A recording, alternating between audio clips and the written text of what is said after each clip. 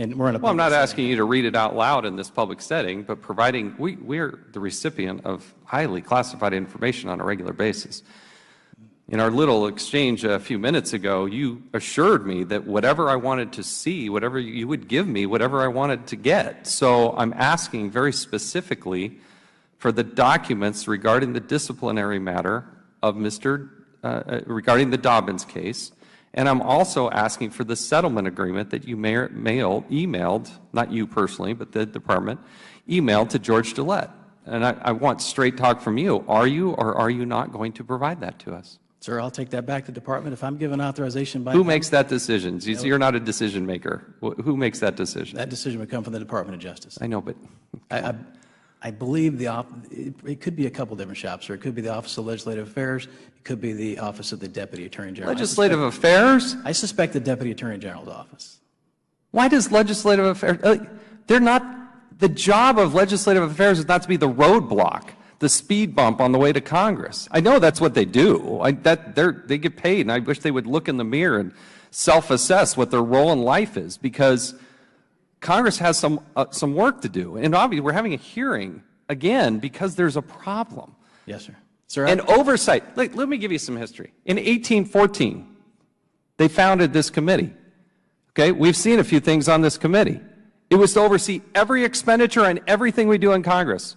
It's one of the unique things is that I can unilaterally sign a subpoena. I shouldn't have to do that. You should provide that material and not go ask some, desk jockey who just decides that it's easier not to comply with the Constitution and not comply with Congress's requests. I want to just be crystal clear. We want all of that information. If you're not going to give it to me, tell me, because I'll just sign a subpoena. I don't need to ask anybody. Sir, I don't need to go to a judge. I personally don't have any problem with the committee getting any of those documents we discussed. I haven't seen anything in any of them. Then get them and give them to us. But I do have to follow guidance from my superiors as well. Okay. That's this dam that we're trying to undo. Openness, transparency. We give a lot of lip service. But then when it comes to reality of actually getting these documents, you have the chairman of the Judiciary Committee in the Senate. You have the chairman of the Oversight Committee. We're both asking for this information, and you all won't provide it because there's some, again, desk jockey sitting at DOJ making who knows how much money saying, nah, they don't need to see it. That's not how America works. That's not how Congress works. We're accountable to the people of the United States of America. That's the way it's supposed to work. So, and you don't need to answer this, okay? But I want you and your patriotic commitment to this country to help us break down that wall. I don't want to get in a fight with y'all, okay? You guys do amazing things. I don't either, sir. I think the oversight... the other self-assessment, it's just me, just giving this free advice. There's the United States Constitution, and then there's DOJ guidance.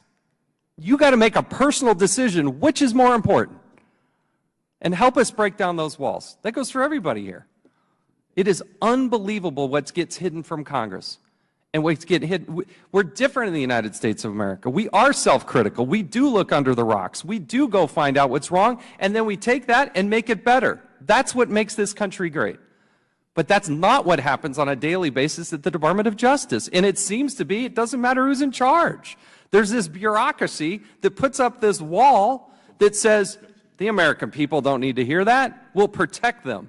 Well, the only way we can protect them is actually have somebody looking over the shoulder to make sure they're telling the truth and doing things up on the up and up. And in the case of Mr. Dobbins, it is unbelievable. You had a professional go in there at the staff and look at this report. Please familiarize yourself with it. The reason we do that is so we don't make that mistake again. And that's the spirit in which we're trying to do our jobs. And you're in a difficult spot, okay? You're getting a lot of people telling you not to do things. And so just communicate that with us. We'll blow right past it. We'll go right to the subpoenas. And sir, I will do everything in the power that my minimal office has to make that happen, but it's not my decision. I don't disagree in general with any of these discussions. And I need the names because I want to drag them in here, and we're going to have quite a hearing with the people that are making these decisions. I have made that recommendation that we disclose some of those documents already, sir, and I will continue to. I assure you that. Thank you. And if there's somebody giving you a roadblock, I'm asking you to please provide those names to Congress. And we can put you in the witness protection program if you need be, okay? We can do that.